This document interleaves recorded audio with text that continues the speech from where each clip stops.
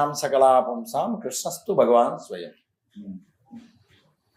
భాగవతంలో స్టార్టింగ్లో వస్తుంది. విషయం ఏంటంటే కృష్ణుడు అవతారం కాదు, అవతారి. అంటే ఏంటి గురు? The cause of all avatars. ఆహా, ఓకే ఓకే. భాగవతం ఏతే చాం సకలాపుంసాం కృష్ణస్తు భగవాన్ స్వయం. మనం కృష్ణ భగవాన్ అంటాం కదా. భగవాన్ అంటే షడైశ్వర్య పూర్ణుడు. అంటే ఏమిటి? తెలుగు 6 ఉన్నత గుణాలు కలిగినటువంటి వాడు భగవంతుడు, కృష్ణుడు. ఆ 6 ఏమిటి?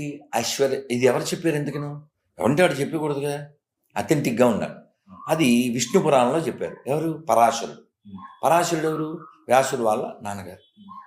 పరాశరాత్మజం వందే సుగతాతం తపోనిధిం వ్యాసాయ విష్ణు రూపాయ వ్యాస రూపాయ విష్ణవే. చదువుతుంటే నమో వై బ్రహ్మణతే వాసిష్ఠాయ నమో నమః ఆ చదువుతుంటే ఎంతో ఆనందంగా ఉంటుంది. ఇలా ఆనందంగా జీవించడానికి పుట్టినటువంటి వాళ్ళం మనం. ఈ దరిద్రం ఓన్లీ విషం కదా. అందుకని మనకేముండాలి? స్పిరిచువాలిటీ కావాలంటే ముందే ఉండాలి clarity, purity, surety, reality, morality, humanity. ఆ తర్వాత స్పిరిచువాలిటీ. మనకి భాగవతం అందులో ఓ ధ్రువుడు ఉపాఖ్యానం ఉంటుంది, ఓ గజేంద్ర మోక్షం ఉంటుంది. సంతోషం ఉంది. ఇప్పుడు